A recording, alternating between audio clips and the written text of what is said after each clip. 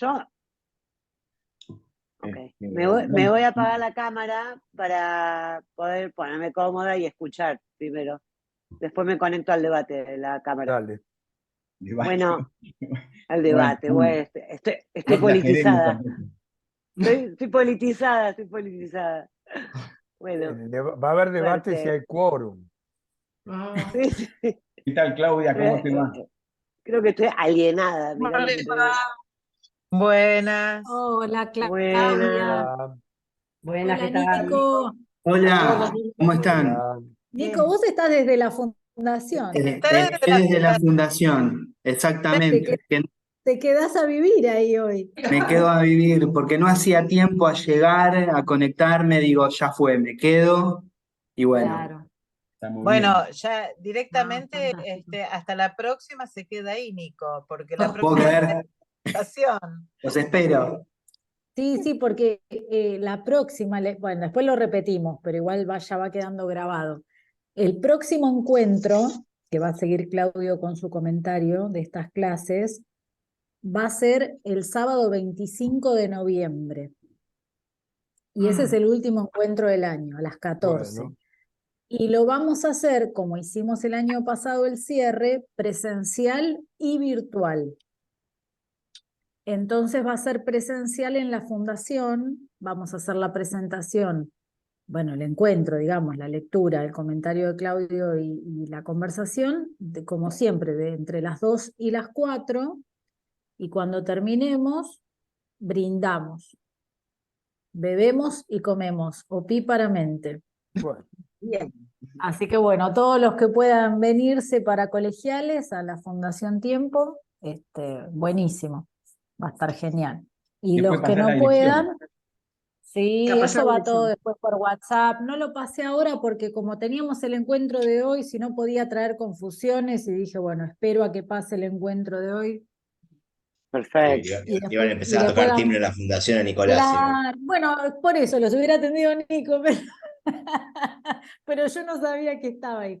Así que el último, el 25 de noviembre, lo hacemos presencial e igual virtual también con el proyector y el Zoom para los que no puedan estar. Y Buenísimo. brinda. Bueno, esperemos un Después ratito. resolveremos Esperemos esta hasta las y cuarto, ¿les parece? Sí, Sí, porque hay sí. gente que se conecta y cuarto. Sí, Sí. por eso voy pasando los avisos parroquiales para en este Alicia, ratito. Alicia Novet tiene una guitarra ahí de fondo. Podría Sí. amenizar el momento musicalizando hasta las y cuarto.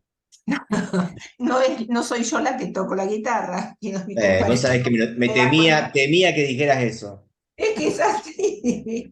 Estuvo varios ratos con la guitarra en el ropero, ¿eh? Ahora empezó nuevamente, pero bueno. Ah, qué bueno, Sí. qué bueno. Y yo para decirles canto en un coro que se llama Poco de Coro. Ay, qué ¡Ay, bueno. qué lindo! ¡Qué buen nombre! ¡Qué bueno! Me encantó. Es buenísimo.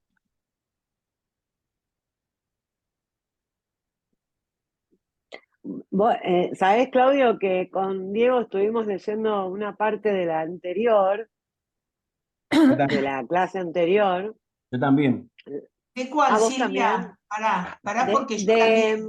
La del 2 de junio. la del 2. Hay la parte de Milner directamente, como articula con una clase del principio, parece todo.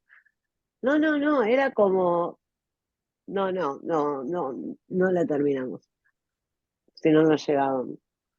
No, es muy complicado porque, bueno, podemos hablar un poquito.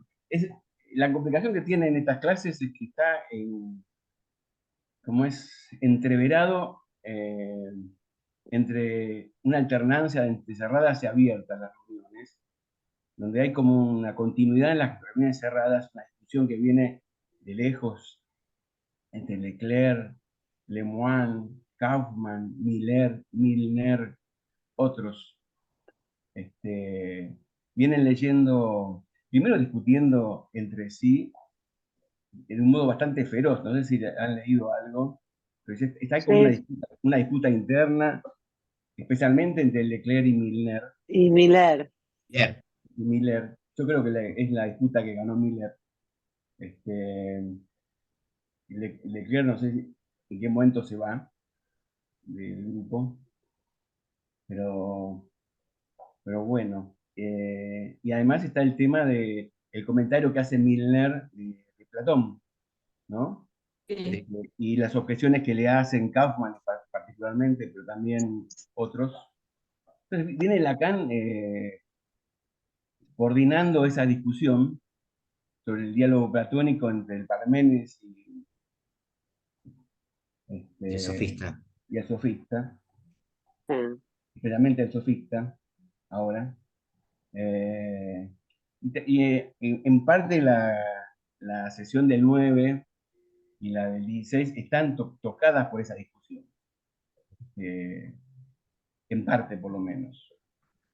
Eh, pero donde hay mucha presencia de la discusión filosófica, del análisis del texto de Platón, ¿no?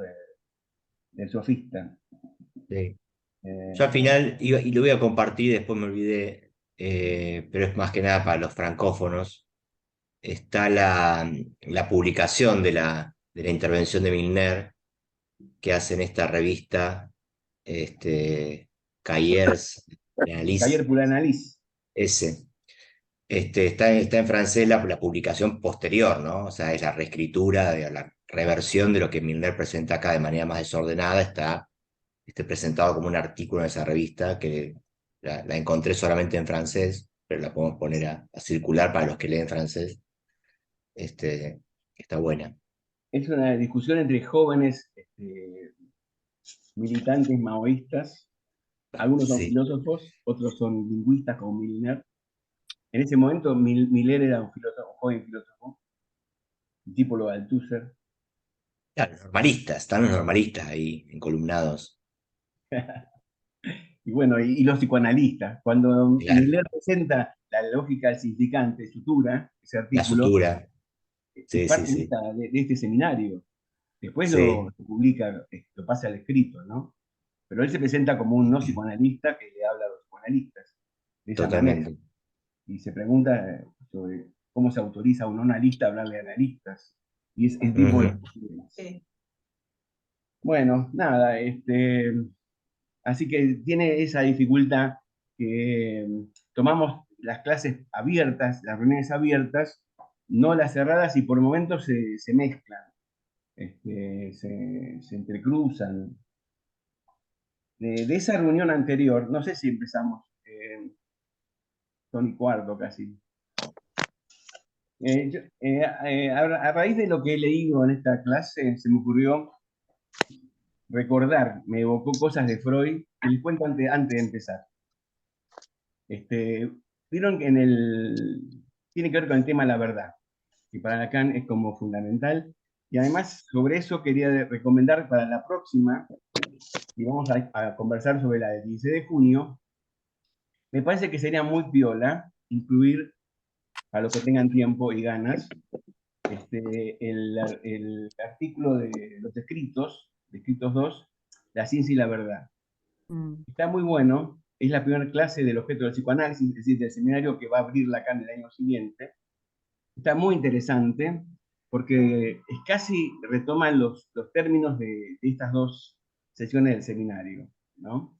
Y, y bueno, ahí hay algo que a mí me interesa respecto de lo que leí ahora, ¿no? Me parece que me evocó una lectura de ese artículo, La ciencia y la verdad. Así que para leer la clase siguiente, la del 16 de junio, estaría bueno también tener en cuenta por lo menos la lectura de La ciencia y la verdad.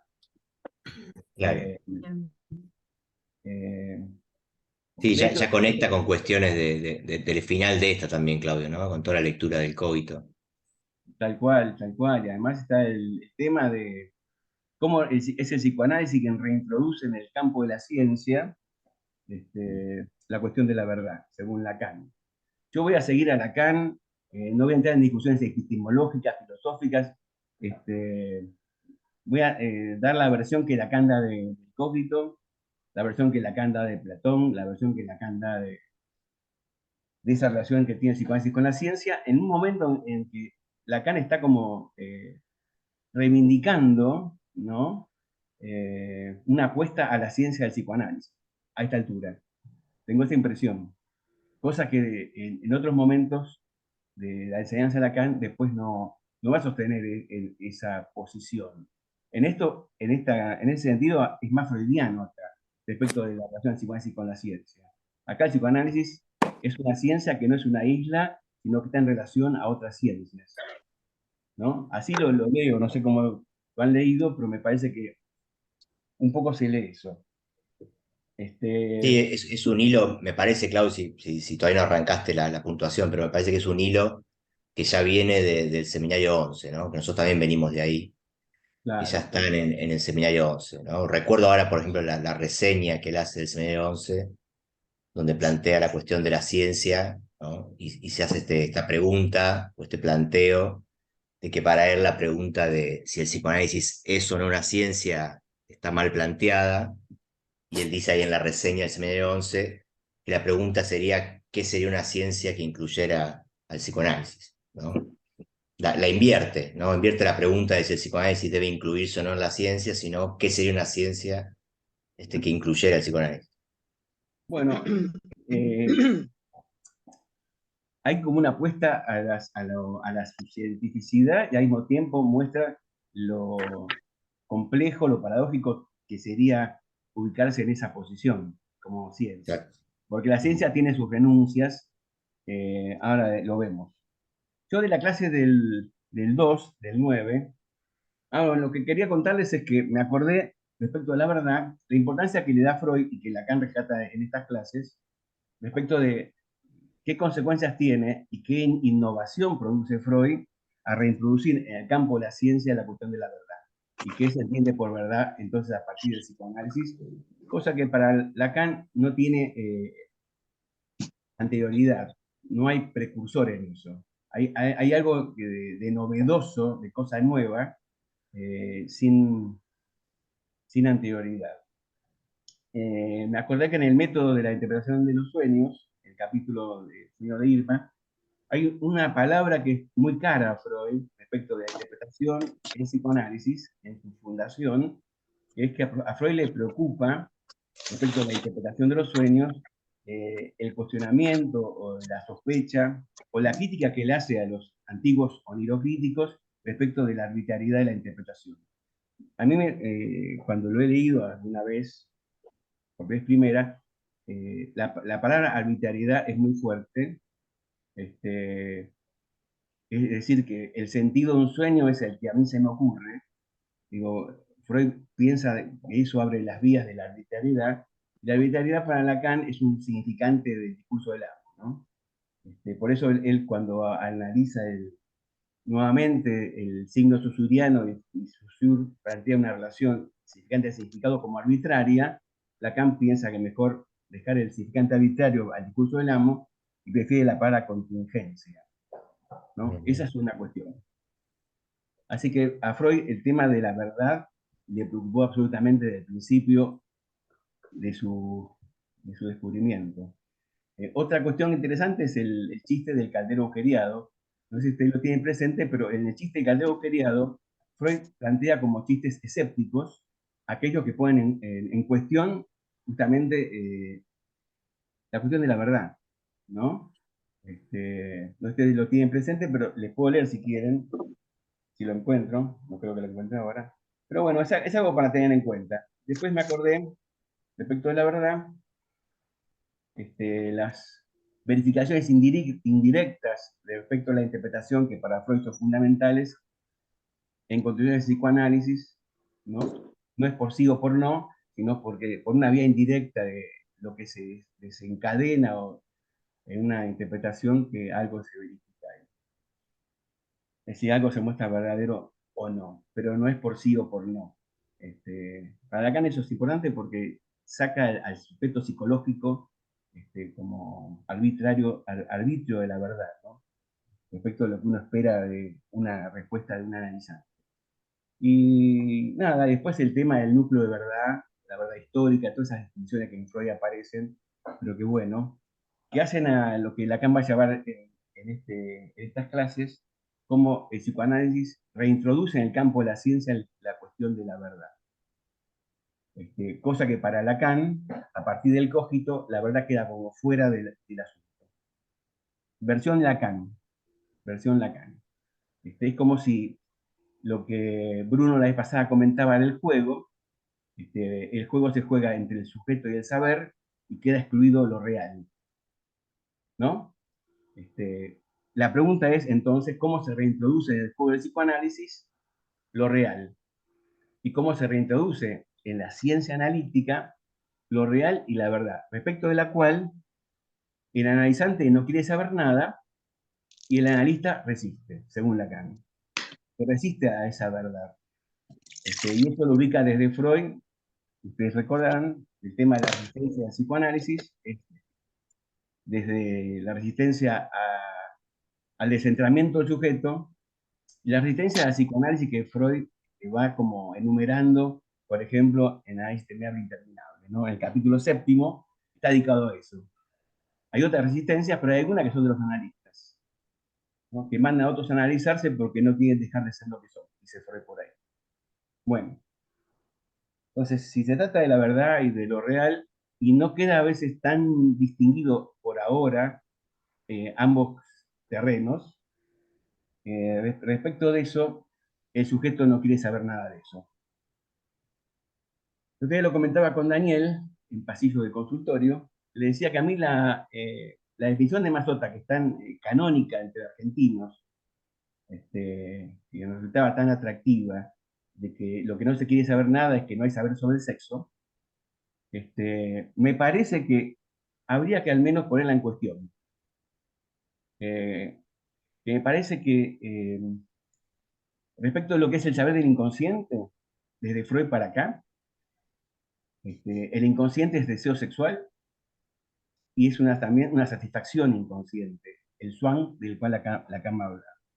Y entonces se plantea un problema que me parece que Lacan intenta acá desanudar o despejar, que es la relación entre el saber y lo real, entre el saber y lo real del sexo, no cualquier real, y lo real del sexo. Vieron que a veces habla de la realidad sexual o de la realidad de la diferencia sexual, a veces habla de lo real del sexo. Ustedes hasta acá vamos, lo que estoy diciendo, son las cuestiones que me fueron planteando desde que venimos charlando, ¿eh? Pero me parece que está bueno pues, preguntarse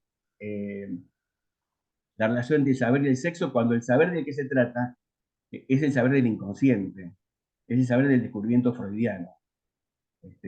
Así que, ¿hay saber o no hay saber?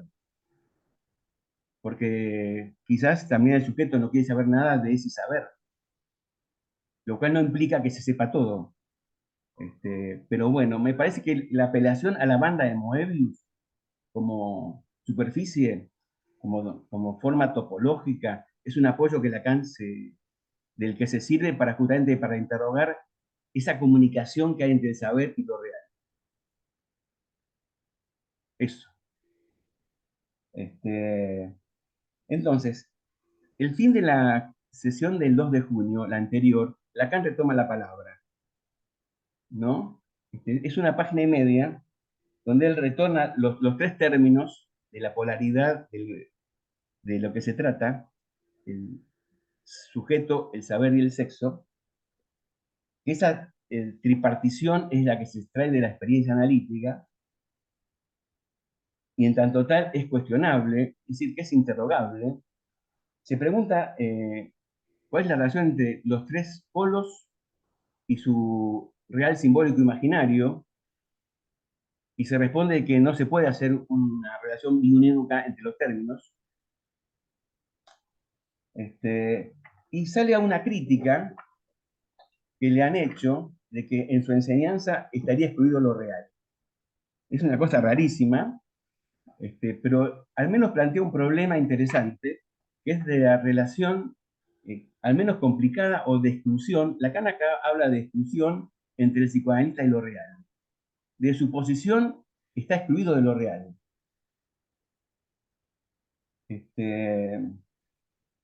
Sin embargo, está claro que no hay práctica analítica sin una referencia a lo real, pero el tema es de qué real se trata y de qué modo eso aparece o retorna en la experiencia del análisis. Que no va de suyo, porque para Lacan eso es de lo más opaco que hay de la experiencia. Así que uno no puede hablar con cierta liviandad de intervenciones en lo real, en fin. Es oscuro. Es oscuro al punto, miren, lo dice así, incluso tomando cierta distancia de Frege respecto de la distinción entre sentido y referencia, o sentido y significación, sin y Bedeutung, ¿no? Él se pone en cuestión cuál sería la Bedeutung. No es tan sencillo esto de la designación de lo real, menos para el real del psicoanálisis, ¿no? Pero ustedes recordarán que en muchos lugares Lacan vuelve sobre eso y hablando de qué manera el significante falla respecto de esa designación, ¿no? Pero bueno, dice, la relación del sentido, es decir, uno de los términos de Frege, del Sinn, si puede decirse con ese punto ciego de lo real, ese punto de obstáculo, ese punto término, ese punto de impacto y de aporía de la realidad sexual. Ese es el punto que para nosotros requiere la organización de una lógica en que los tres polos, saber, sujeto y sexo,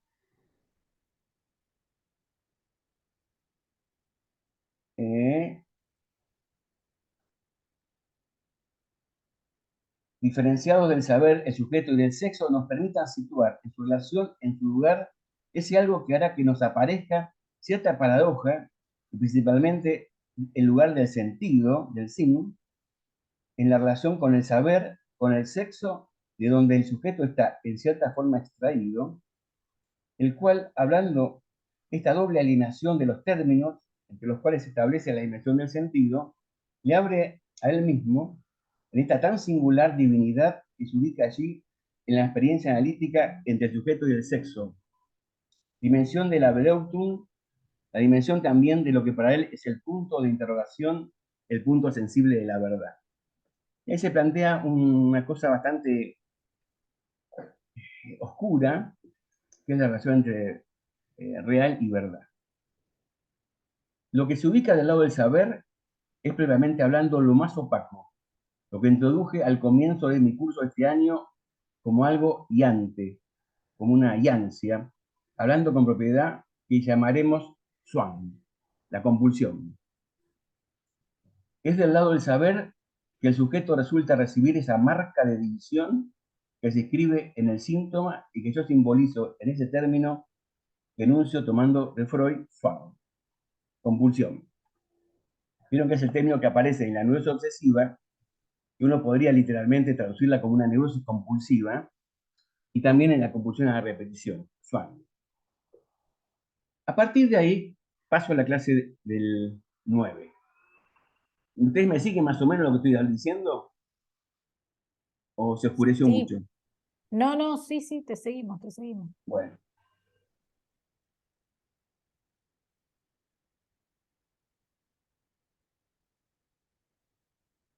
Entonces, en la clase comienza diciendo que el polo de lo real, en tanto constitutivo de cierta dificultad, que propiamente es la del psicoanalista. Esto me parece muy importante, ¿no? Que lo real es planteado como una dificultad de la posición del analista. Respecto de lo real, está en la posición o de exclusión o al menos de dificultad. ¿Sí?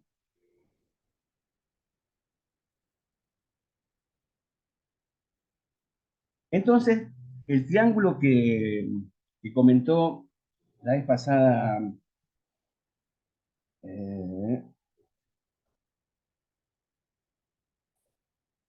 saber, sexo y sujeto, ahora Lacan lo complejiza y pone entre el saber y el sexo, no sé si ustedes tienen por ahí a mano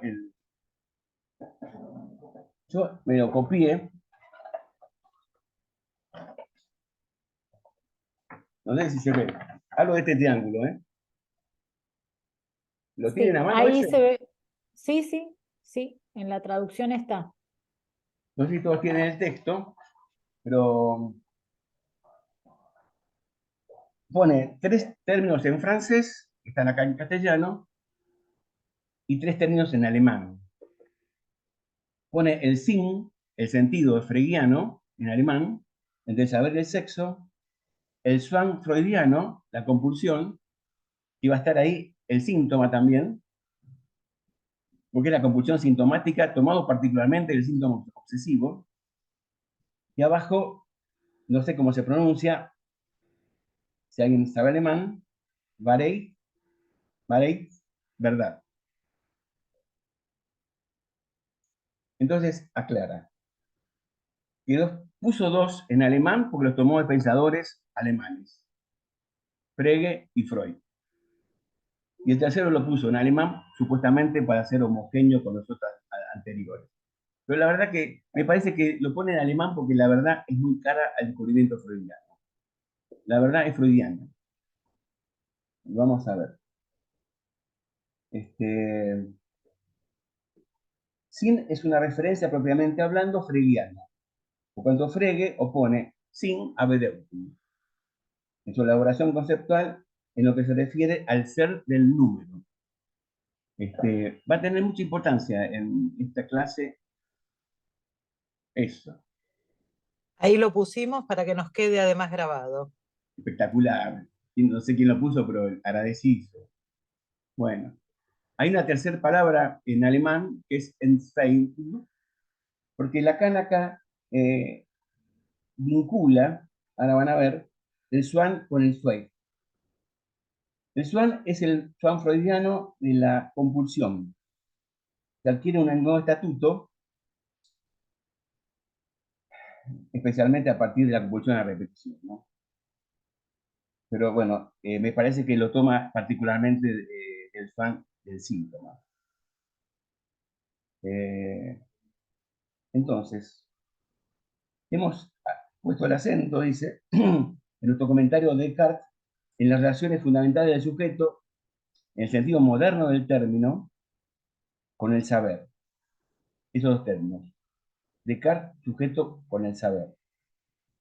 En ese punto hay una cierta vinculación, me parece, entre el juego, tal como lo había presentado, y el descubrimiento o el cogito cartesiano, ¿no? La certeza cartesiana.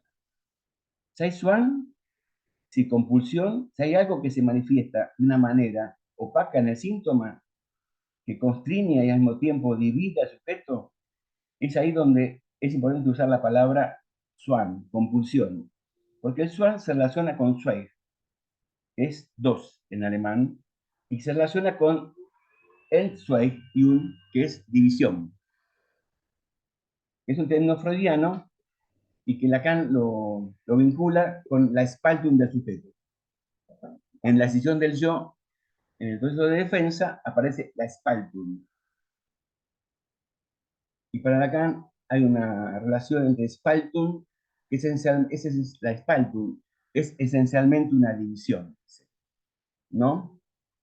En fin, el término verdad también está en alemán, dice él, para conservar una homogeneidad. Me parece que es más que eso, que es para conservar lo que va a ser fundamental en esta clase y en la siguiente, que es lo que reintroduce el psicoanálisis como verdad a partir del descubrimiento de Freud, ¿no? Una idea inédita, evidentemente, tanto del saber como de la verdad, ¿no? Tiene Freud.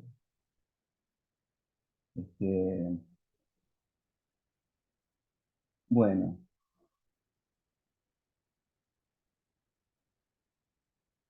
Bueno, ahí entra en parte con el sofista, ciertas relaciones entre las ideas y el mundo visible que Lacan llama de participación, así aparece en el texto de Platón. Las ideas participan, o lo sensible participa de las ideas, esa es la relación. Y le da una importancia fundamental. Según él, lee a Milner, ni se acuerda de lo que Milner dijo, pero él cree que si Milner lo leyó bien, tendría que haber dicho, ¿no?, que lo fundamental de lo que trata el análisis del sofista es del número, el juego del número. En Estaferla aparece el seminario como número. ¿Vieron? No sé si ustedes lo tienen, pero en el principio aparece como, en la lista de los seminarios, aparece números, como si tuviese problemas cruciales, el número aparece como parte de un problema crucial. Bueno, hay que ver de qué número se trata, ¿no?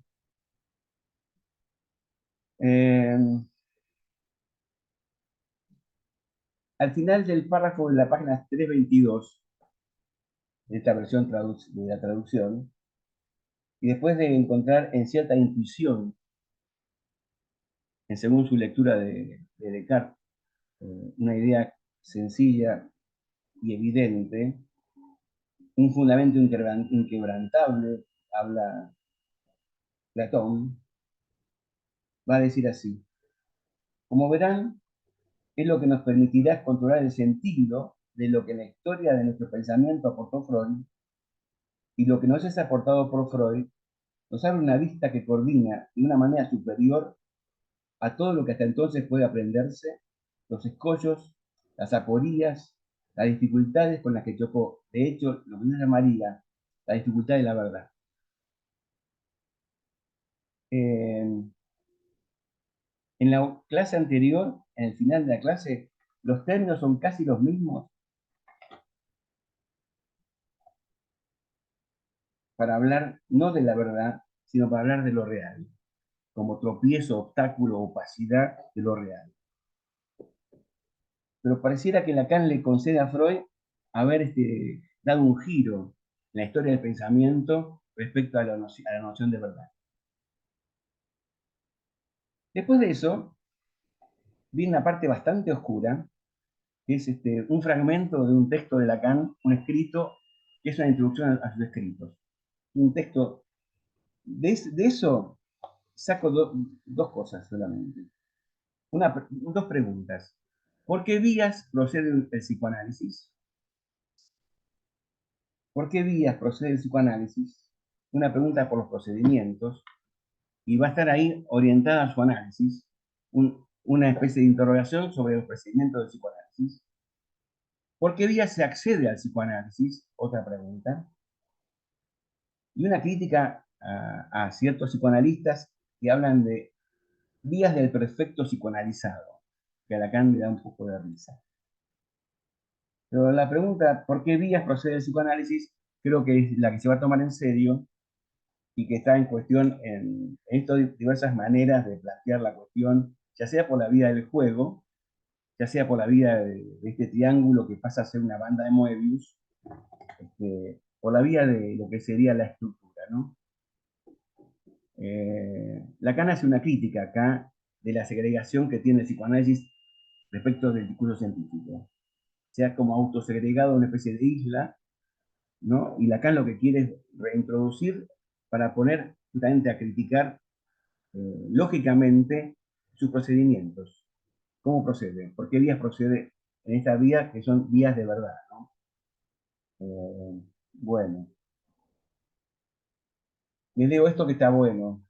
Nuestro propósito es que el psicoanálisis esté sometido a una investigación que recaiga sobre sus procedimientos y hasta en sus vagamundeos logre articular sus límites. Escuchad Rubinstein esto de los límites, ¿eh? En otras palabras, que despeje lo que se llama estructura. Así que hay una relación entre límite y estructura, ¿no?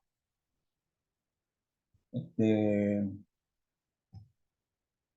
de esta referencia del psicoanálisis como ciencia, eso me llama la atención, ¿no? Cómo ubica el psicoanálisis como ciencia, con lo que efectivamente puede realizarse de esta cierta relación vinculada en un cierto lugar de la resurgencia de la verdad. Eso me parece que es fundamental en este intento de Lacan, ¿no? Como en el campo de la ciencia, que había sido como, según Lacan, a partir del cogito depurado de la verdad, se reintroduce la verdad en ese campo. Dice, por un cierto lugar de la resurgencia de la verdad en la dialéctica moderna del saber. Es de ahí que depende, contrariamente a lo que concierne a la idea de Platón, que depende lo que efectivamente tiene que ver con lo que podemos hablar bajo el nombre de psicoanálisis. Es decir, esta resurgencia de la verdad en la dialéctica del saber. Después viene una cosa muy interesante, a mi gusto. Dijo, Lacan va a hablar, hablando de la verdad, se pone a hablar de la resistencia de los psicoanalistas a la verdad, al descubrimiento freudiano. Dice, a este respecto, la verdad entra en un cierto dramatismo, que es el que indica suficientemente el límite, precisando que esta verdad, la misma que puede en un cierto punto revelarla, está en derecho de suspenderla y hasta de rehusarla. Lacan toma la posición de, en el límite, rehusar decir la verdad. Y toma ejemplos de Descartes, de Gauss y la historia de la ciencia, ¿no? Donde por diferentes razones que cada uno se da, alguien se rehúsa a comunicar un descubrimiento, una verdad. Yo le digo, me parece que esto, aunque Lacan no diga esto acá, me parece que está muy ligado a lo que va a repetir en muchos seminarios respecto al seminario interrumpido, cuando dice, no voy a decirlo.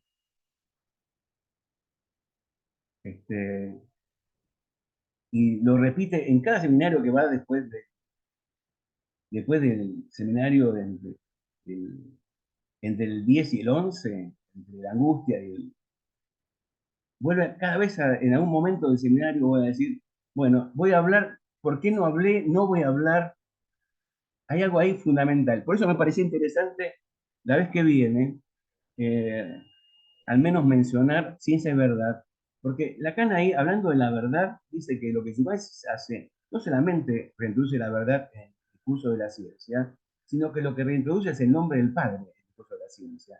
A mí me parece que hay una relación que se podría pensar en Lacan respecto del nombre del padre. Hay algo que no termina de decir. No lo dice, se lo guarda. Si es que lo sabe, no lo sé. Pero hay una verdad que retiene. El término que él usa varias veces acá, se rehúsa a comunicarla. Se rehúsa Gauss a comunicar. Se rehúsa Descartes a comunicar. Acá mismo se rehúsa a comunicar algo. Lo dejo así en suspenso, ¿no? Suspendido esto. Pero me pareció muy interesante. Yo creo que si hay algo que Lacan se rehusó a comunicar, es lo que iba a dar como seminario de los nombres del padre. Lo que se llama el seminario interrumpido a partir de nosotros. Pero vieron que Lacan habla de discursos interrumpidos, ¿no? Acá hay algo de lo interrumpido que forma parte de la búsqueda del psicoanálisis, me parece. Es lo que también Foucault le reconoce a Freud. Sus interpretaciones son interrumpidas. Hay un momento en que se detienen. Bueno, esta dialéctica se justifica, adquiere su forma en la medida en que el psicoanálisis es por primera vez lo que permite sacar a luz en su radicalidad esas relaciones que son la de la verdad y el saber. Entonces se pregunta, antes de Newton, si alguien hubiera descubierto la fórmula, ¿qué hubiera pasado? Dice, bueno, eso no es un artificio. Pero lo que no es un artificio es esto. Este asunto de la verdad se plantea mucho más radicalmente, y es en torno a este asunto que juega la experiencia freudiana. Por eso, solo es pensable, solo adquiere su sentido a partir de un estatuto del sujeto, que es el estatuto del sujeto cartesiano. Tuve tanto cuidado al principio de este año en retomar la dialéctica del cógnito como lo que fundamental debe permitirnos saber lo que concierne al sentido del freudismo. Es porque el cógnito, acá es interesante porque se va a producir un quiebre entre Descartes y Freud, entre Descartes y el psicoanálisis. Porque pareciera que hay como una continuidad que no la hay. No sé cómo lo leen esto, pero vemos. El cógito plantea fundamentalmente relaciones del sujeto con el saber. Lacan según Lacan. Freud va a introducir la relación del sujeto con el saber y con la verdad. Porque para Lacan, la verdad está fuera del cogito porque se la entrega a Dios. Lo cual tiene consecuencias para Lacan fructíferas. Dejar por fuera la cuestión de la verdad a Dios, eso permitió lo que Lacan llama una acumulación de saber. ¿No? Vuelvo al texto. El cogito ergo sum, que Lacan va a retomar en el seminario del acto, Lacan va a hacer una crítica a esa lógica que concluye con el sum, con el sol. Para Lacan hay como una división entre el yo pienso y el yo soy. Así lo plantea en esta clase. Entre el yo del sentido y el ser y el yo del ser, ¿no? Entre el yo soy el que piensa y el yo soy el que soy. Una división. En esa división, él ubica algo del orden de la verdad. Y para él, esa necesidad del ergo sum, del soy, no es lógica, en el sentido que alguien podría haber dicho, todo lo que piensa es, como yo pienso, entonces soy. Dice que Descartes rechaza ese modo de razonamiento lógico, ¿no? Él parte de una intuición a partir de la cual se organiza una lógica, un saber, pero lo que hay primero es una evidencia intuitiva, ¿no? Y una evidencia intuitiva que tiene como antecedente una cantidad de debates y acumulación de saber, respecto del cual, de ese rechazo del saber, que se constituye ese yo soy. Así que hay un saber previo al cogito y hay un saber que hace posible el cogito. El saber que hace posible el cogito es lo que va a llamar él el saber de acumulación capitalista.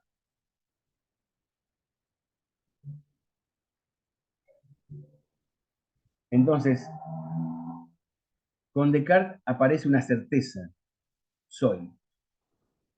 Muy diferente esa certeza respecto del saber, ¿no?, a la cuestión de la verdad. El sujeto dice, es lo que le hace falta al saber. A mí me pareció que esta frase, la fui a buscar en francés, de Sujet, ese qui défaut o savoir, ese qui es equívoco, a mi gusto, quizás no lo sea tanto, pero decir que el sujeto es lo que le hace falta saber, uno podría leerlo, me parece que es lo dominante que se lee, que al saber le hace falta al sujeto, ¿no?, para completarse, ¿no? Hay otros lugares donde Lacan esto lo va a decir de esa manera, ¿no?, que el sujeto es lo que impide que haya un sistema, porque agujerea, su existencia es una falta, le falta el saber. Pero también uno podría pensar que el sujeto le hace falta saber, en el sentido que hace falta, en el sentido que activo, no que él se sustrae al saber, sino que activamente lo agujerea. Es otra manera posible de pensar, que no está del todo mal.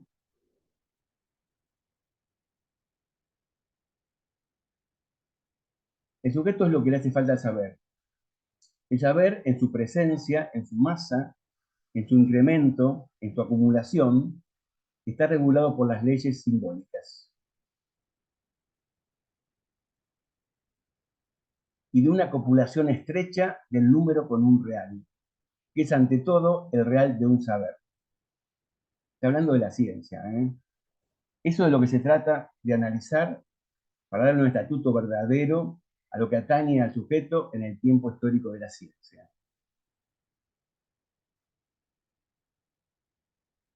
Así como toda la psicología moderna está hecha para explicar de qué manera un ser humano puede comportarse como estructura capitalista, así mismo el verdadero nódulo de la búsqueda de la identidad del sujeto es saber cómo un sujeto se sostiene ante la acumulación de saber.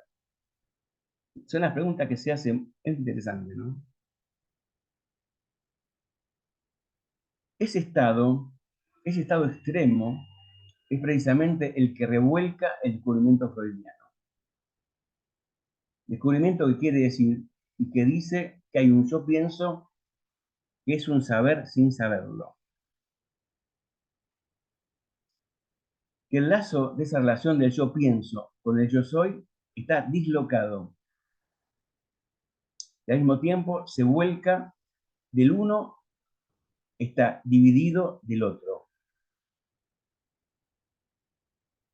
No hay conjunción posible entre el yo pienso y el yo soy. Para Descartes, sí, porque uno es la consecuencia del otro. Para el descubrimiento de Freud, se produce una división entre el yo pienso, incluso donde no sé qué pienso, es decir, donde no sé qué sé, el inconsciente, ¿no? Y eso que soy.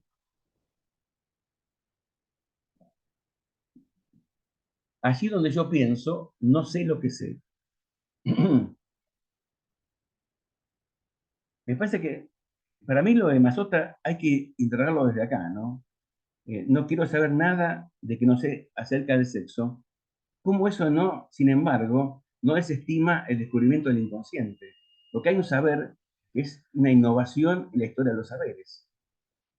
¿Cómo afirmamos eso sin desestimar que hay un saber inconsciente? No es simplemente ignorancia. La pregunta es si ese saber tiene alguna relación con lo imposible de saber.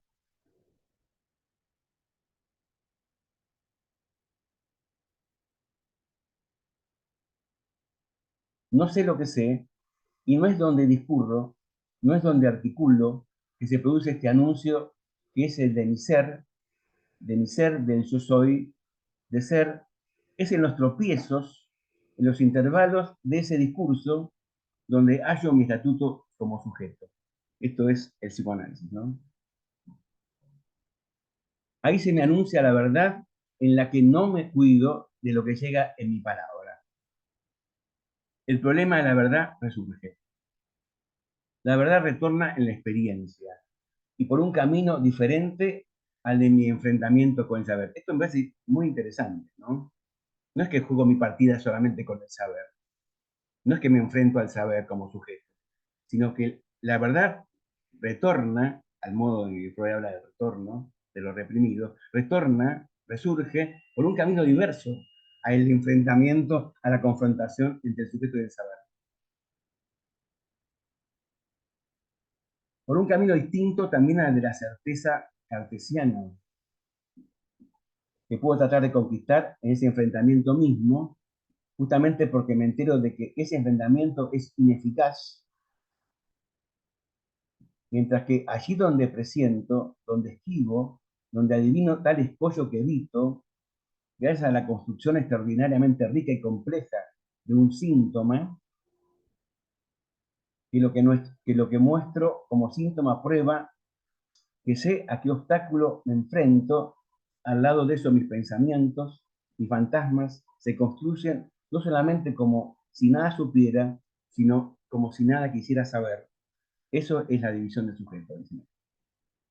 Está bueno eso, me parece, ¿no? Entonces entra, después de esto, a apoyarse, pasa del triángulo a la banda. No voy a entrar mucho en la banda. La banda me parece que le ofrece la posibilidad de pensar que entre saber, sexo y sujeto, entre la compulsión donde ubica el síntoma y la división del sujeto, el sentido de la verdad, hay disimetría. La banda tiene uno de sus vértices disimétricos. Él usa una banda como esta. Supongo que el que recién puso el otro esquema lo podrá poner. Hay una simetría en el vértice superior y hay una simetría en el lado inferior. Y acá Lacan va a introducir términos interesantes para nosotros porque a veces él ha hablado de la disparidad subjetiva de la transferencia, después habla de disimetría, acá usa los dos. Entonces, comentando esta puesta en la banda, ¿no? Aquí, por lejos que esté la relación de certidumbre, lo que se funda es la relación de desvanecimiento del sujeto respecto al saber. No de certidumbre, sino de desvanecimiento del sujeto. No es que el sujeto tiene la certeza de ser, sino que se desvanece ante el saber. Está la realidad llamada síntoma, que es la del conflicto que resulta de lo que se enuncia del lado del inconsciente, en contra de la manera heterogénea de lo que concierne a lo que se constituye como identidad del sujeto. Él ubica la identidad del sujeto por el lado de la psicología. En esta clase, queda por el campo de las relaciones humanas, de la psicología, etc. Acá no hay identidad del sujeto, acá hay división del sujeto. La división del sujeto y del síntoma es la encarnación de ese nivel donde la verdad, me encanta esto, retoma sus derechos. Lo repito, ¿no? La división del sujeto y del síntoma es la encarnación de ese nivel donde la verdad retoma sus derechos. Y es la forma de ese real no sabido, de ese real imposible de agotar, que es ese real del sexo a que hasta el presente solo accedemos como transvestidos, solo con suplencias, solo por la transposición de la oposición masculino-femenino, pasivo-activo, visto-no visto, propiamente hablando en esa función que tanto problema le dio al fundador del psicoanálisis, que es la de la dialéctica, a saber, la función de la díada.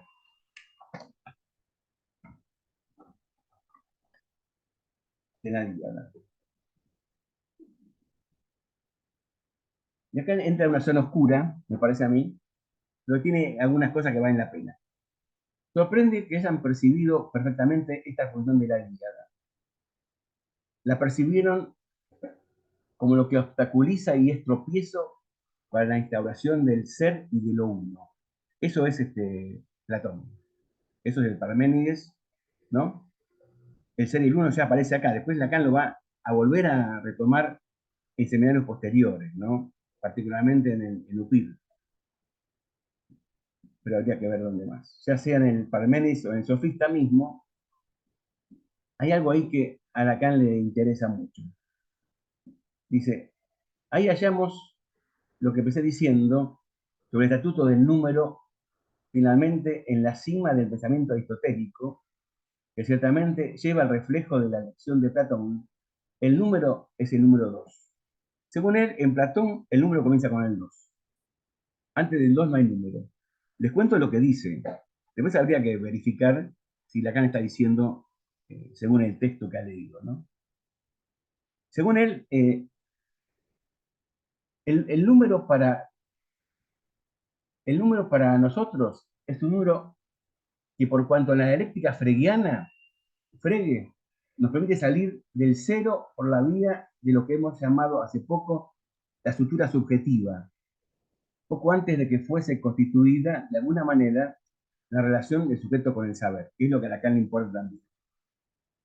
Sujeto, saber y sexo. Siempre hay que tener en cuenta ese ternario, ¿no?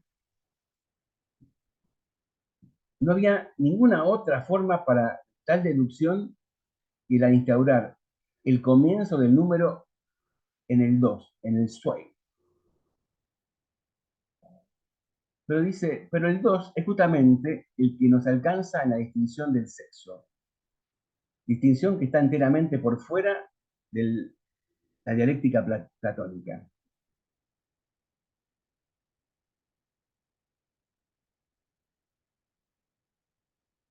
Va a decir que Aristóteles intenta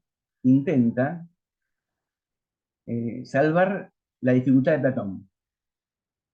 ¿De qué manera? Respecto de la díada, dice, Aristóteles intenta hacer surgir esta díada de una relación triádica, que es la de lo uno, lo grande y lo pequeño. El nacimiento del 2 podrá concebirse a partir de esa justa medida, cuando la diferencia exacta entre lo grande y lo pequeño llega a igualarse a 1. Es claro que la deducción de Aristóteles es frágil, o sea, que supone la proporción. Esto me parece que es la parte que nos interesa, ¿no? Y la medida. Es claro que requiere la misma proporción, variante que hace surgir todos los demás números. Es claro que traiciona una fundamental disimetría en las dos unidades de la dualidad y que se trata precisamente de esta disimetría en lo relativo siempre a toda aprehensión verídica, verdadera, del ser en tanto sexuado. Es decir, que para Lacan, según lo lee en Freud, aunque tenga en Freud dificultades, el ser en tanto sexuado es disimétrico. Me gusta porque en el seno del acto, el término disimetría está pensado como término que hace al acto analítico como disimétrico. Entonces está bueno que el acto en su estructura tenga la misma estructura que la disimetría de los sexos. La estructura del acto entre el acto y el hacer es disimétrica y tiene la misma disimetría que la que tiene la disimetría sexual. Esta misma disimetría, que es aquella donde llega a anudarse en la disparidad del saber al sujeto, en el hecho de que el sujeto es faltante al saber, el sujeto nos surge a construir una imaginariedad más radical que la del yo. Esa imaginariedad, esa singularidad absoluta del sujeto, como falta, es el reflejo de la traducción del hecho de que éste no puede ser emparejado, sería la simetría, sería la proporción, con la oposición dual de un sexo al otro sexo. La relación 2 que hay en el sexo es una relación disimétrica. Y todo lo que nuestra experiencia hace surgir en el lugar donde se intentaría captar esa diferencia sexual es algo que una estructura diferente, que es aquella en la cual abordo y en torno a la cual girar nuestra crítica de la experiencia analítica, en el punto en que está Ich et Nunc, en el psicoanálisis real, así lo dice, que es el objeto A. Es la primera vez que introduce en todo este conjunto de términos el objeto, ¿no? Termino de leer, falta poco, muy poco. Y entonces charlamos y dejamos todo para la próxima. Donde quiera que el sujeto halle su verdad, esto me parece que es muy interesante. A eso fue que llegó nuestra experiencia. Me parece que nuestra experiencia ya está más cerca de Lacan que de Freud. Lo transforma en objeto A. Así que ahí donde el sujeto encuentra su verdad, la verdad se transforma en A. Es como el rey Midas. Todo lo que toca, y es como un enredo obsesivo, ¿no? Se transforma en mierda. Lo que hallamos en el lugar de donde parte esta incidencia del ser y del ser sexuado, rehusado al saber, de vuelta vuelve a usar el término, el ser sexuado está rehusado al saber, respecto al cual el sujeto es ese singular que solo señala esa disimetría de la diferencia. Cada vez que el sujeto halla su verdad, ahí lo que encuentra lo transforma en objeto A. Ahí está el dramatismo, absolutamente sin anterioridad. A esto de eso me refería antes, ¿no? Que no hay precedente de esto.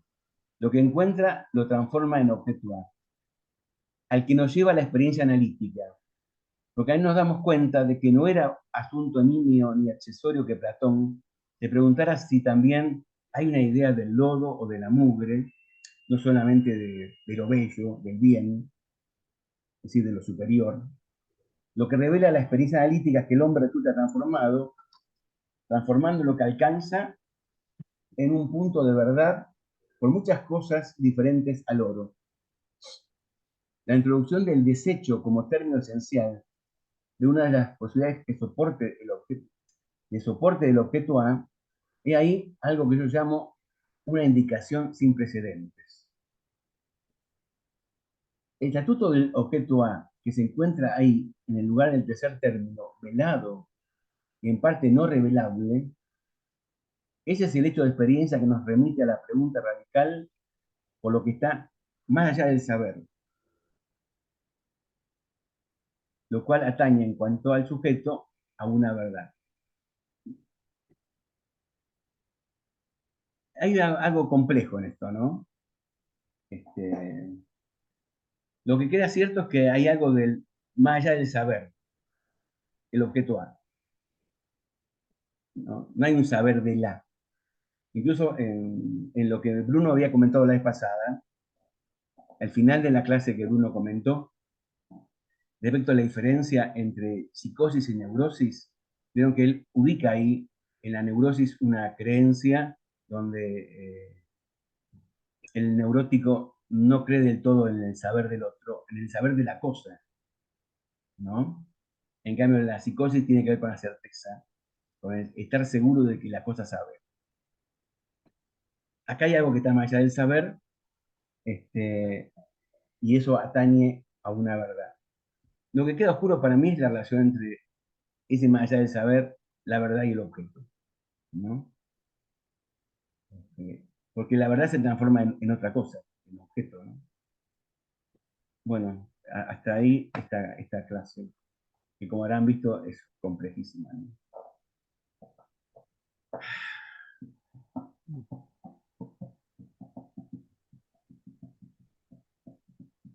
Bueno.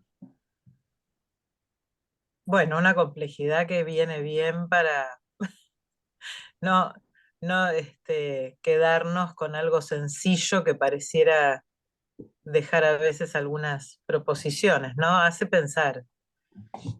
Sí, sí. A mí me impacta la importancia que Lacan le da a la verdad, porque creo que está un poco, la verdad desestimada actualmente, y yo he leído cosas donde hay como una apuesta a la certeza. Y me parece que hay algo ahí de raro, ¿no? Sí, una apuesta a la certeza es una apuesta a la angustia. Que los neuróticos conocemos la certeza solamente en la angustia. No, y también está en la certeza psicótica, Jorge. No, eso es otra cosa, claro. Claro. Vos sabés, Claudio, De la verdad, ¿no? Me parece. vos sabés, Claudio, que en relación a eso con lo que empezaste hoy, ¿no? Respecto de aquella afirmación de Mazzotta que el neurótico no quiere saber, que no puede saber, que no hay saber. Yo siempre la pensé, no sé qué te parece a vos, yo siempre la pensé en términos de, por un lado, lo que Freud ubica, que así como no hay inscripción, representación de la muerte, ¿no? De psicopatología de la vida cotidiana, muerte y sexualidad, tampoco hay representación de la sexualidad. O sea, el saber del inconsciente es un saber sexuado, lo cual no quiere decir que sepa del sexo.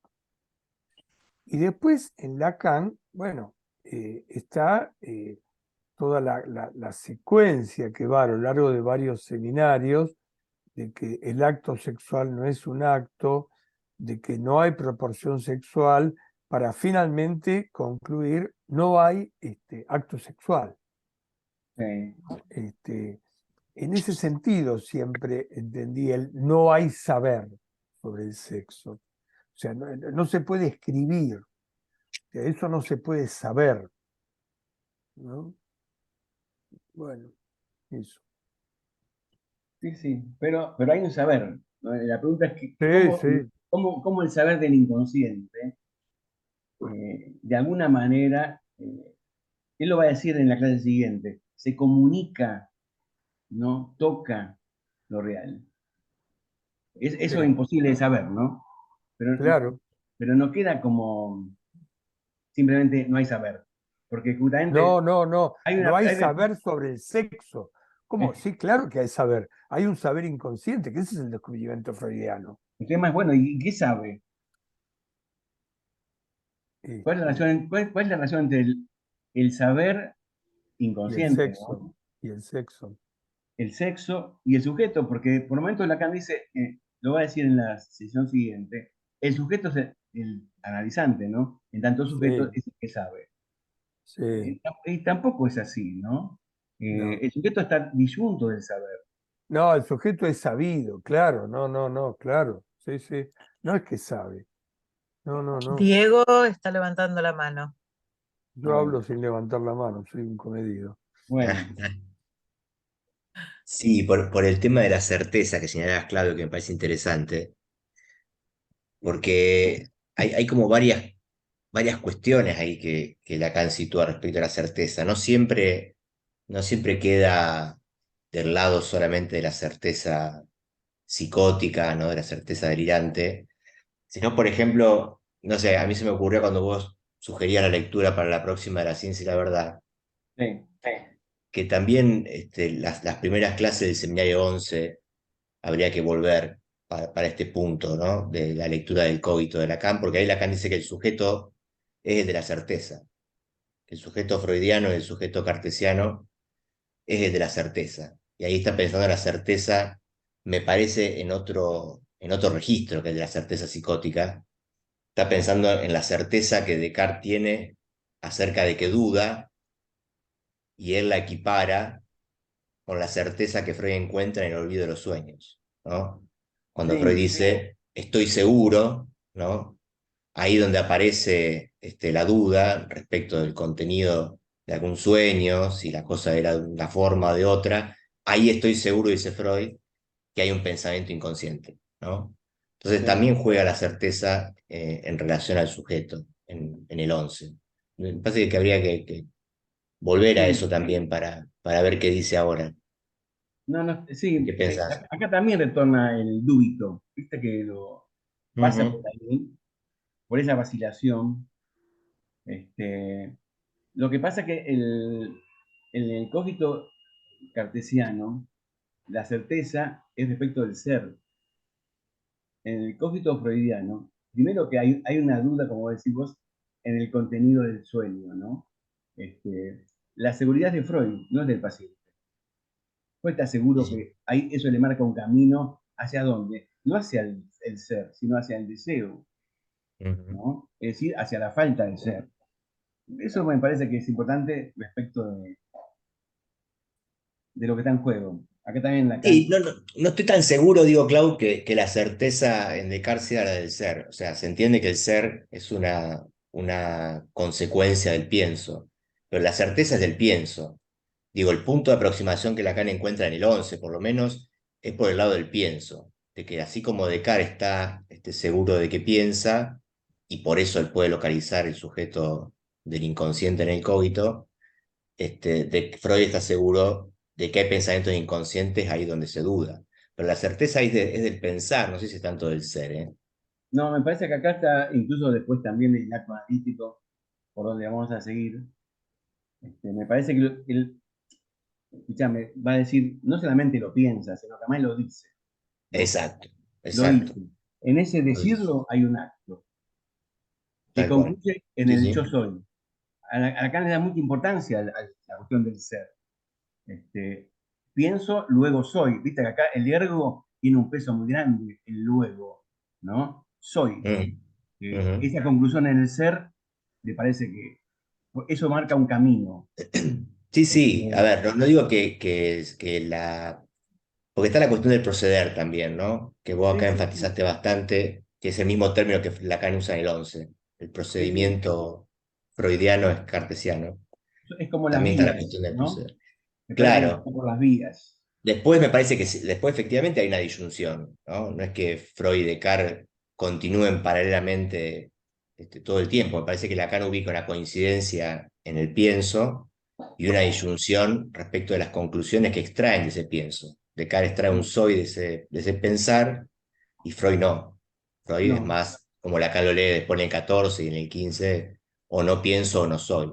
Y una exclusión mutua. Puedo agregar Adrián, algo? Porque, sí, pero no es para, es para la misma discusión. Digo que acá también está la cuestión de la certeza respecto de Dios, como diferencia que Lacan sitúa no solamente en el orden del ser y de la causa del ser a partir del pienso, sino también está, digamos, puesta en diferencia en relación a lo que el Sí, psicoanálisis sí. introduce, bueno, que Ese es digamos otro punto de diferencia, sí. en Descartes está la El Dios certeza engañador y el Dios en engañado. Sí, sí, sí, exactamente. sí, sí. No, aparte No, el por Dios eso me parecía que esas clases del 11 vienen bien eso, para Mm. traerlas a la están en conversación. la misma dirección, Diego. Acá Dios aparece como garante, como garante. Dos y dos Sí, son sí, cuatro Claro. porque Dios lo garantiza, Dios lo quiere así, ¿no? exacto. Ujú. Las verdades eternas, las verdades, según la lectura que hace Lacan de Descartes, ¿no? Quedan cedidas a Dios, como recuerda Ujú. Adriana ahora, ¿no? Entonces lo que aparece ahí es una relación del sujeto con el saber, despojado de la verdad, queda como fuera de juego. Eso es la ciencia. Sí, sí, sí, eso es la ciencia. Lo cual me parece importante porque también tiene mucho que ver de qué manera el psicoanálisis no, o plantea una ciencia distinta o se aparta del discurso de la ciencia y aparece como otra cosa. Pero reintroducir la cuestión de la verdad en el discurso de la ciencia enrarece todos los términos, los enrarece.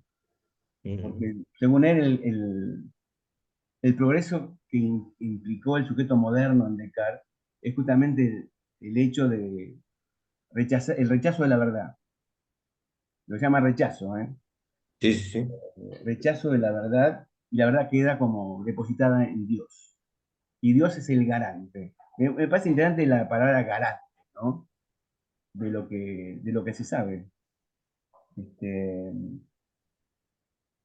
no es cualquier cosa el tema del ser, porque en el acto analítico, esto Lacan llama falso acto al acto del cogito, justamente por la conclusión a la que llega, el Mm. soy, en esa afirmación del ser.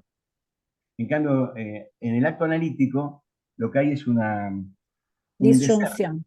un deser, Ujú. ¿no? Como horizonte del acto, Ujú. como horizonte del deseo, ¿no? No sé, pienso que eso va a tener importancia, ¿no? Me parece interesante respecto de lo que Bruno había comentado, que es un problema cuando Lacan se sirve del juego para pensar el análisis, ¿no? El problema de lo real y de la verdad en el juego, cómo queda eso, si eso queda fuera del juego o cómo el psicoanálisis lo reintroduce y la Ajá. consecuencia que tiene reintroducir esos términos y de qué manera. Y después está bueno este final respecto de la verdad del sujeto, porque se ha preguntado antes, y eso me lo salté cuando lo comenté, de qué manera se vincula la verdad del sujeto a la que llega un análisis con la verdad de la ciencia psicoanalítica, ¿no? ¿Qué relación hay entre una verdad y otra? Eh, eso queda como pregunta, ¿no? Este, cosa que, Juan, ah, nada, nada, bueno, Juan está levantando la mano. Hola, sí, ¿qué tal? ¿Cómo están? No, pues justamente una frase que había encontrado esta mañana, había releído esta mañana en relación al cogito, en el acto, que dice, el yo pienso es la operación de vaciamiento del yo soy. A mí me parece que es absolutamente contundente, ¿no? sí, Y va en sí, camino del de ser. del de ser. Sí, sí, Lacan Porque, detiene el cogito, ¿no? Hace una puntuación y detiene el cogito en el yo pienso. Pero no se desentiende del yo pienso para pensar el sujeto, que es el problema que vamos Claro, a reencontrar con la ciencia y la verdad, Claudio, que vos sugerías, ¿no? Es que sí, ese está sujeto bueno. es el de la ciencia.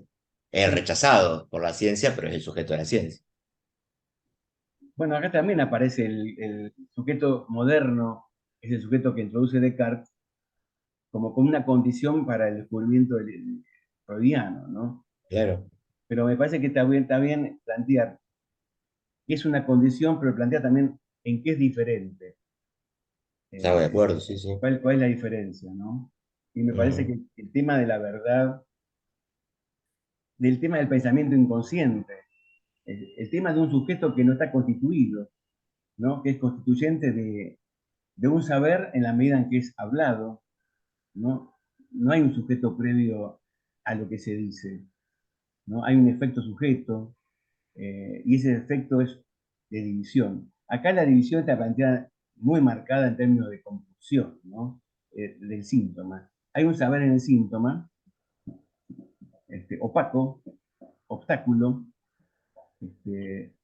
y además que me parece interesante respecto de cosas que dicen de síntomas, que habría que volver sobre eso, ¿no? Me parece que en la clase de,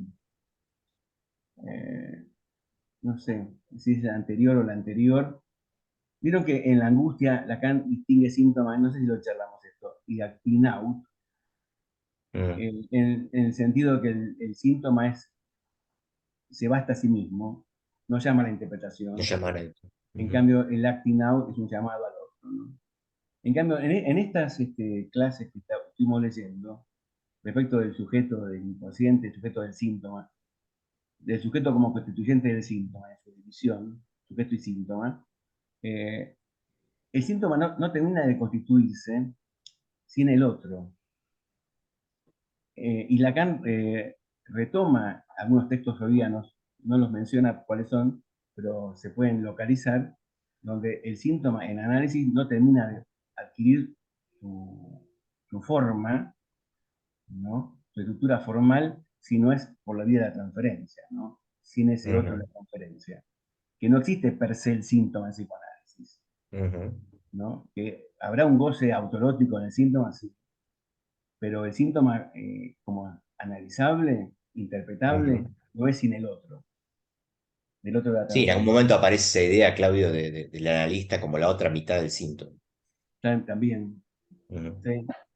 Como la otra mitad del pollo, me parece. No me acuerdo si lo dice ahí. Sí, me acuerdo. Bueno, así que me parece que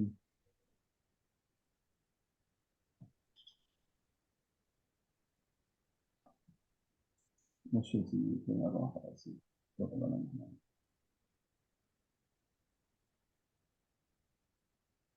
Pero hay una división entre certeza y verdad acá, ¿no? Eso me parece importante señalarlo por lo menos. El proceder cartesiano no es un proceder de verdad. Lo señala algo que me parece tampoco ha sido plenamente articulado. Y lo que lo hace fecundo es justamente que se ha propuesto un objetivo, un fin, que es el de la certeza. Pero que en lo que atañe a la verdad se descarga en el otro, en el gran otro, en Dios, para decirlo todo. Igual decir que el otro es Dios es un problema, pero no importa. Podría ser Sí, un modo eh, decirlo.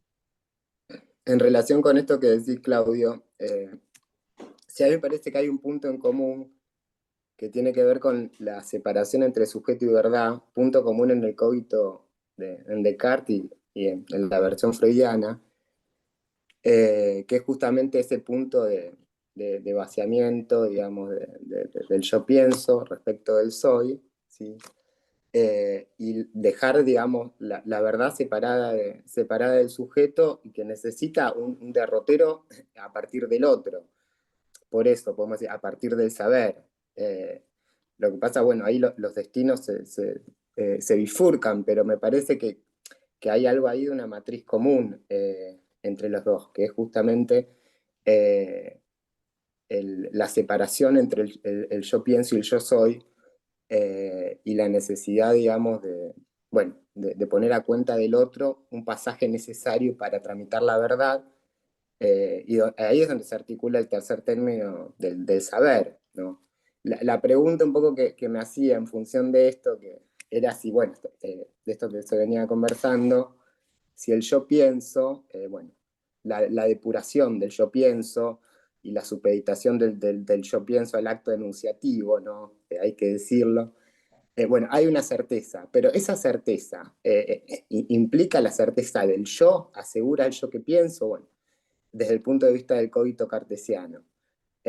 O es justamente certeza de un pensamiento que no está apoyado en ningún yo. Bueno, yo entiendo que esa es la deriva del cogito freudiano, ¿no? Ello piensa, y ello piensa, y bueno, justamente no está sostenido por ningún yo ese pensamiento. Asimismo, yo creo que también Lacan lo torsiona y lee de esa misma manera el cogito en el sentido cartesiano, como si en cierto punto, si separamos el yo pienso del yo soy, me parece que la consecuencia es que tampoco podemos decir que ahí el agente del pensamiento es el yo, ¿no? En el cogito cartesiano. Que bueno, que es un poco después, se articula con otras derivas, otras lecturas. Bueno, es también la crítica que le hace Sartre al cogito cartesiano, que afirma demasiado al decir yo pienso. Debería, podemos decir, bastaría con decir piensa, ¿no? Como algo piensa, ¿no? Poner el yo ahí es afirmar demasiado.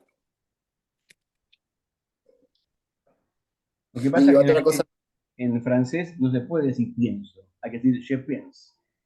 Yo pienso, yo soy. ¿Viste que Claro. Lacan claro, Pero, pero como decir pero pienso, Pero Descartes lo pone en latín, o sea que no pone yo en realidad, pone claro, cogito. igual, pero a ver, es una cuestión gramatical, y de hecho en castellano cuando decimos pienso, ya está el yo ahí, aunque esté tácito, ¿no? En la O del verbo está el yo. Eso sería el equivalente al je del je pense, ¿no? Que indica quién hace la acción en el verbo, ¿no? Entonces, pero eso, el punto es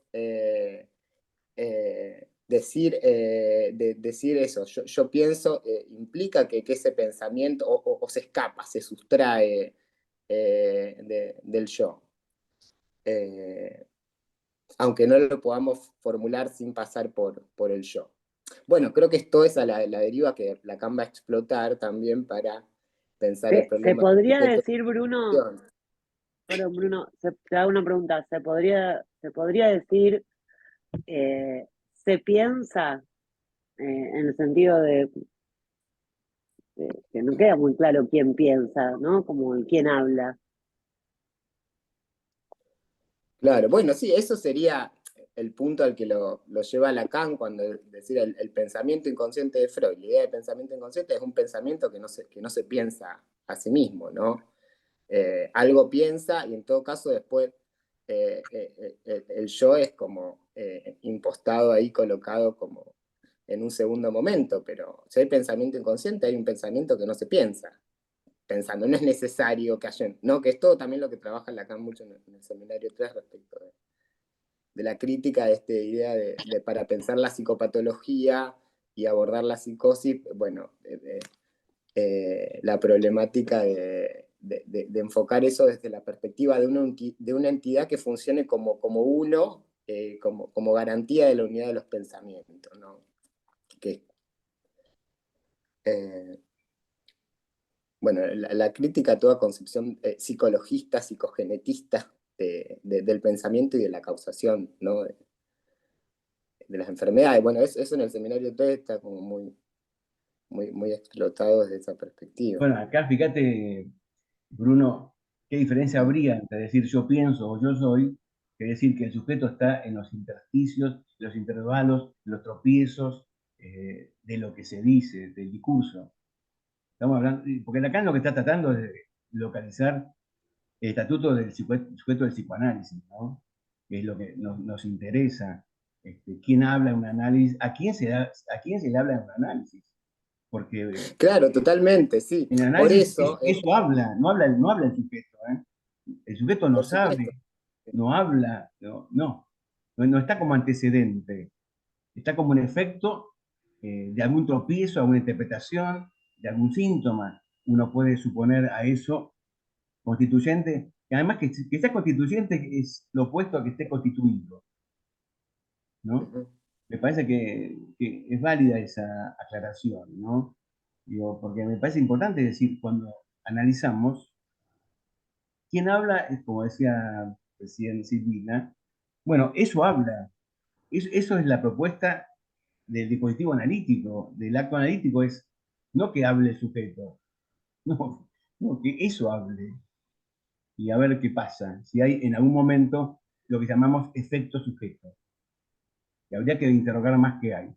Acá Lacan lo que está dando cuenta es contra la unidad del sujeto psicológico, pensar qué decimos cuando decimos división de sujeto, Spaltung o Entscheidung, como lo dice en alemán, ¿no? ¿De qué estamos hablando? Me parece que es importante el lugar que le da el síntoma en este punto, ¿no? El Swan le da como un valor muy especial, como dividiendo al sujeto, ¿no? La compulsión. Hace poco había leído que una diferencia entre Freud y Lacan es que Freud habla del deseo y Lacan habla de la compulsión. Digo, la verdad ¿Y que acá habla de qué? ¿Ana habla de qué?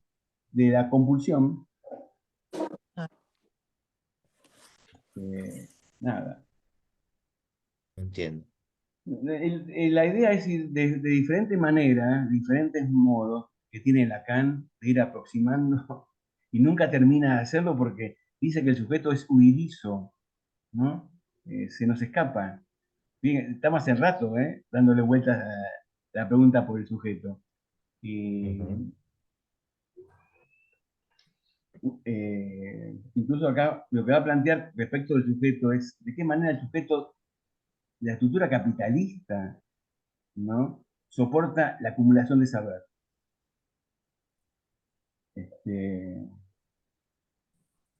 También es interesante que ubique ahí el capitalismo como acumulación de saber.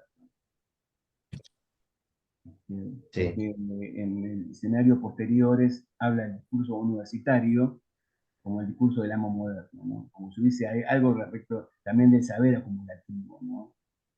No solo del capital. Pero bueno, queda como planteada la relación entre saber y verdad como disjunta, ¿no? Es un modo también de hablar de la división de sujeto. Y yo no estoy tan seguro, Bruno, que sea un problema de todos modos el ye ahí en Je Pense, ¿no? Con la crítica de Sartre. Primero porque ese ye es el que hace posible la enunciación, ¿no? Para Lacan el pienso importa, como recordaba Claudio recién, Lacan lo plantea así en el 11, en que Descartes dice pienso. Y para decir pienso, ahí me parece que el je tiene cierta función, ¿no? Digo, no es el yo, no es el yo moi. Me parece que el hecho de que esté el je ahí no impide pensar que ahí justamente hay una enunciación de la cual el sujeto resulta como efecto, pero no es el Claro, yo. por supuesto, sí, esto desde la perspectiva de Lacan. Yo sobre todo bien clara en los primeros seminarios, que se ve en el seminario 5, 6, subversión del sujeto, donde él toma justamente para pensar la problemática de la enunciación, la diferencia entre y y mensaje, ¿no? Entonces, sí, es necesario, no podemos no pasar por el y, pero es justamente los efectos de división de la alteridad en el y donde Sí, aparece sí. justamente el problema del sujeto, no en el y, pero no podemos prescindir del y pero justamente es la apoyatura, la apoyatura de la enunciación de algo que lo excede para que se produzca el efecto sujeto, El ¿no? aparato formal de la enunciación, decía Benveniste, ¿no? Sí, pero ¿Te acordás? la perspectiva lingüística ahí es estrecha, porque el modelo es justamente lo que se rellena del lugar del locutor como enunciador en el y. En psicoanálisis, el problema de la enunciación implica desbordar al locutor como agente, como y, para que sea Totalmente, interferido por el lugar del otro. Entonces, otro modelo de totalmente. enunciación.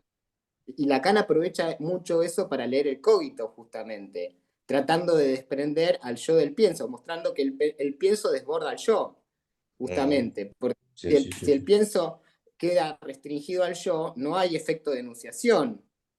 Se escamotea desde el punto de vista analítico, sí desde el punto de vista de la lingüística, pero la enunciación del psicoanálisis implica el advenimiento del sujeto en relación con el problema de la alteridad. Por eso es otro modelo, no tiene nada que ver con la concepción lingüística de enunciación. No, y además un Estoy de acuerdo, sujeto sí. que se desvanece ante el saber, esa idea es fuerte. Un sujeto evanescente, un sujeto sin sustancia, un sujeto que uno se pregunta dónde está el sujeto, pues si no, sería muy fácil localizarlo, ¿no?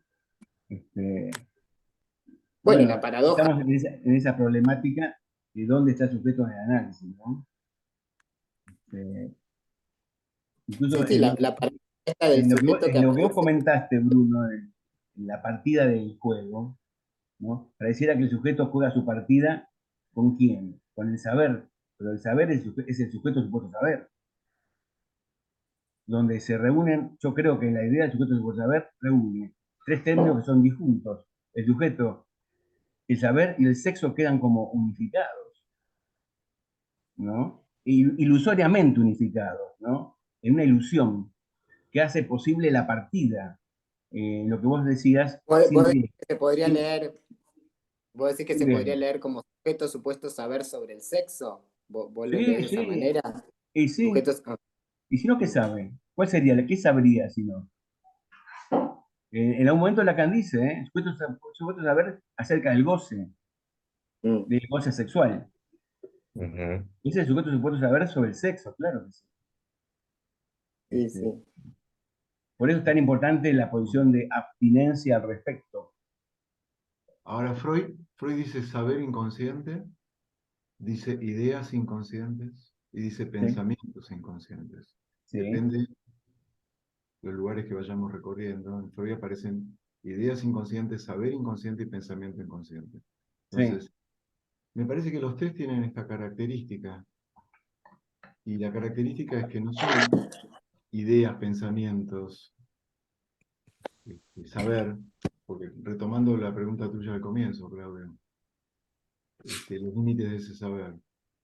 Esos pensamientos son pensamientos pulsionales, no son pensamientos que no estén en juego en relación a la pulsión. Entonces, es una paradoja muy interesante pensarlo así, porque son pensamientos pulsionales, ideas pulsionales, saber pulsional, pero que tiene un límite, que es ese real del que vos hablabas y desarrollaste en la exposición, ¿no?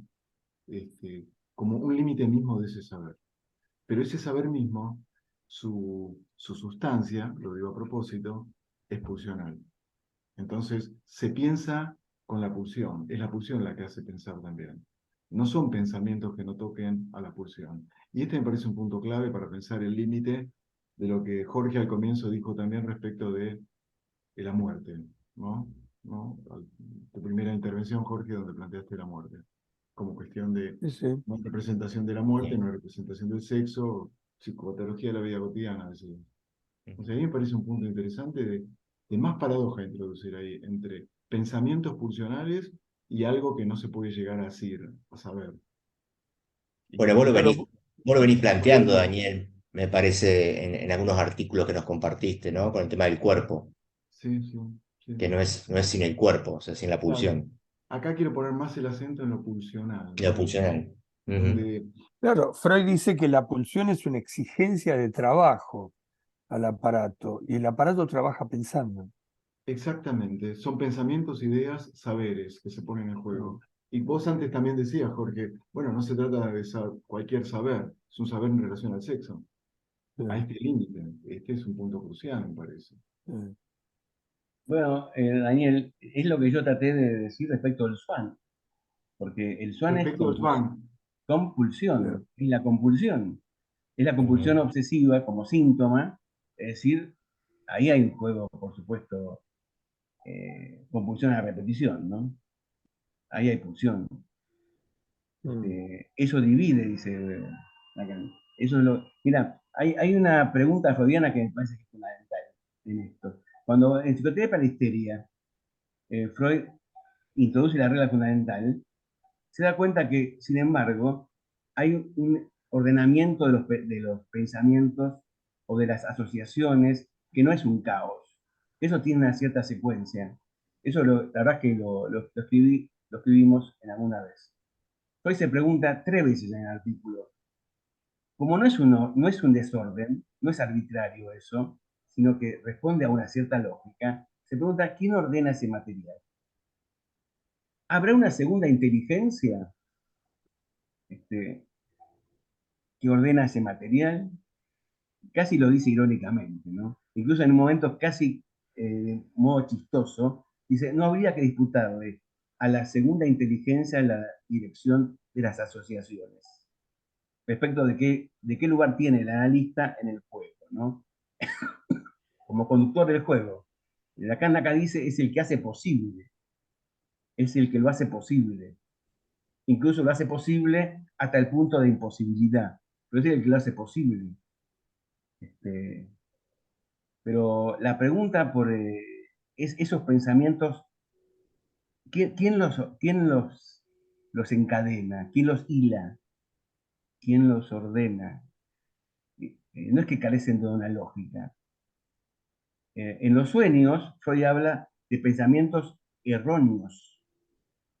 Erróneos, lo llama al pensamiento de sueño. Pero eso es erróneo desde el punto de vista del yo. Pero eso responde para Freud, Perdón, a pero una lógica que es de otra verdad, ¿no? Y la para verdad Freud tiene, se ordenan según las leyes del proceso primario. ya sé, pero la pregunta es retórica, Silvina. ¿Quién organiza? Se pregunta, ¿habrá una segunda inteligencia? ¿Habrá un sujeto que ordena eso? ¿Cómo puede ser que eso tenga un orden sin un ordenador? No, digo, no, No, no es no, cualquier cuando habla pregunta. no, claro. Cuando habla de la continuidad y la contigüidad, cuando dice se ordenan por continuidad y contigüidad. Pero me parece Eh, que lo que está diciendo Claudio apunta a como cuando se produce un tropiezo, como dice en esta clase Lacan. ¿Quién tropezó? ¿Quién, digamos, el pie de quién se tropezó con ese escalón? ¿Quién produjo ese lapsus? En ese sentido, ¿qué segunda inteligencia, no? Más allá de cuáles son, lo que vos decís, Sil, las leyes que va descubriendo Freud por las cuales lo que opera ordenan. Ujú. esta segunda inteligencia, ¿no? De- con qué reglas del juego se juega. Hay Eso una sería lo respuesta que vos posible. decís, Claro. Sil. ¿Quién sería el legislador de esas leyes? Están las leyes del proceso primario, pero la pregunta Claro, insiste, ¿no? ¿Quién sería el legislador, siguiendo con la ironía de la inteligencia? ¿Quién sería el legislador que legisla esas leyes? Hay un intento de respuesta que hace Freud que es la resistencia, que la respuesta es la resistencia. Quiere decir que el ordenamiento de esas representaciones, de esas ideas, de esos saberes, siempre va a estar en relación al núcleo patógeno.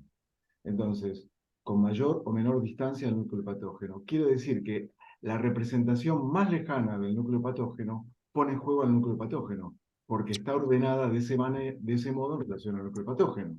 Con lo cual pareciera ser lo más alejado, sin embargo, está tocada, infiltrada por el núcleo patógeno. Y esto es lo que Freud demuestra en la neurosis obsesiva. Es decir, cuando retoma en el capítulo 5 y 6 de inhibición, síntoma y angustia, cuando retoma cómo se organiza los ceremoniales obsesivos, lo que Freud plantea es justamente esto, que el ceremonial es una defensa contra la defensa contra la defensa que siempre fracasan. ¿Por qué? Porque están tocados, como el rey Midas, pero por el núcleo patógeno, ¿no? Entonces, es la resistencia la que organiza el modo de ordenarse. Y lo dice de una manera muy interesante. Dice, en el seminario 5 dice, bueno, si un paciente habla de lo que habla, habla de lo que habla porque no puede hablar de otra manera. Y esa es la resistencia. Y lo inefable está puesto en lo que dice, no en lo que no dice. Es como si como si Lacan leyera en ese punto exactamente este capítulo que Claudio recordaba recién, creo que es el capítulo 3 de Psicoterapia Misteria. Es la resistencia la que hace ordenar con continuidad, con contigüidad, con temporalidad, con cronología, con zigzag, etc. A ese núcleo de traumático, patógeno. Entonces, cualquier saber que se ponga en juego, incluso hablando de fútbol o de la tía, hay algo de la pulsión en juego, o de lo que en ese momento, no existía la idea de pulsión, 1896, era el núcleo patógeno, ¿se entiende? Ujú. Yo entiendo esa lectura y lo que me decía Claudio al comienzo como pregunta, me parece que hay que mantenerla así, bien, bien delante, que no hay que cerrarla, respecto de los límites del saber. Porque es un saber que tiene límites, pero es un saber. Y se organiza de acuerdo a una manera, ¿no? A un modo. Algo de esto se me ocurre en relación a lo que escuché. Sí, yo diría, agregando la formulación está el deseo y la resistencia, el punto ahí de conflicto, eso. ¿Qué es lo que ordena el deseo y la resistencia? ¿Sí?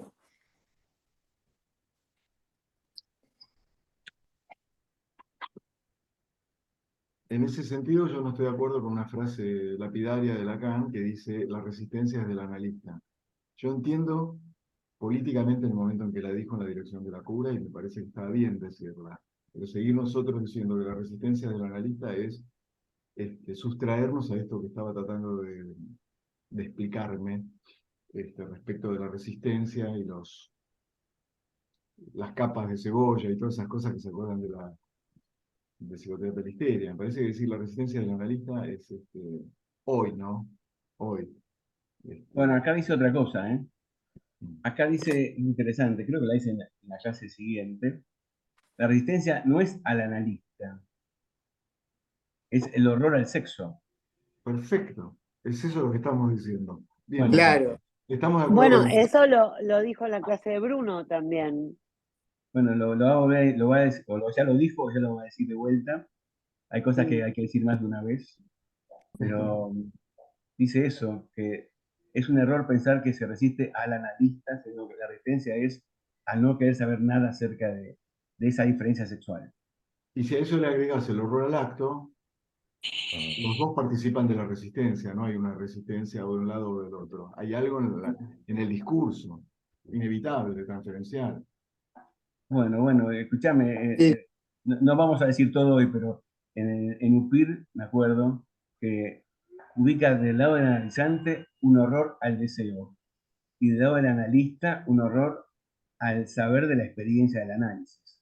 Perfecto. Así que hay doble horror. Respecto de lo que alguna vez dijimos nosotros, ¿es cómoda la posición del analista? ¿Qué va a ser cómoda? No es en absoluto cómoda. Es un horror. Es un horror con el cual, bueno, se convive. La ilusión de los analistas es buscar un silloncito cómodo, pero es hasta ahí. Es lo único cómodo y te lo aseguro que después de un rato uno ya no sabe cómo sentarse. Tampoco. Es como un viaje largo, ¿no? Bueno, está, ¿no? ¿Les parece bien? La vez que viene vemos la última clase abierta y la ciencia de la verdad. Sí. Sí, perfecto. Ahí está. El discurso No para leer no, toda la ciencia de la verdad, sino que van a ver que hay algunas cosas que valen la pena. Respecto de las relaciones entre el sujeto con la verdad, ¿no? No, así como hay una relación del sujeto con el saber, es una cuestión. Otra modo de encarar la pregunta es ¿qué relación con la verdad? Sí, es algo que. ¿De qué hora se trata el análisis, no?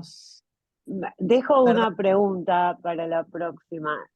¿Es la verdad en tanto esa lectura que ya contienen los síntomas hacer sobre el deseo del otro, sobre su novela familiar? Puede ser. Lo vemos, ¿eh? Dejamos por hoy. Lo vemos la Sí, próxima. señor. Sí. Bueno, muchas gracias. Bueno, nos vemos Para seguir pensando. Nos vemos Gracias por el la- 25 de noviembre. Recuerden que ese es el último encuentro del año. Sigue Claudio con el comentario y nos encontramos los que podamos presencial en la Fundación Tiempo y virtual en simultáneo, como hicimos el cierre el año Perfecto. pasado que cerró Daniel, ¿sí? Y Adriana brindamos. va a pasar la dirección después, ¿eh? Sí, después Bárbaro. pasamos. Bueno, che, un abrazo grande, buen fin de Bueno, semana. cariños a Gracias, todos. Buenísima la Cariños. reunión. Muy Muchas buena gracias. reunión. Muy Y ya bueno. nos veremos Gracias después, a ya sabremos todos. Nos vemos. quién es el presidente, sabremos. Ay, qué dinero. Bueno, un abrazo. Un abrazo. Beso. Chao, Gracias. Claudia. Gracias, Chao. Claudia.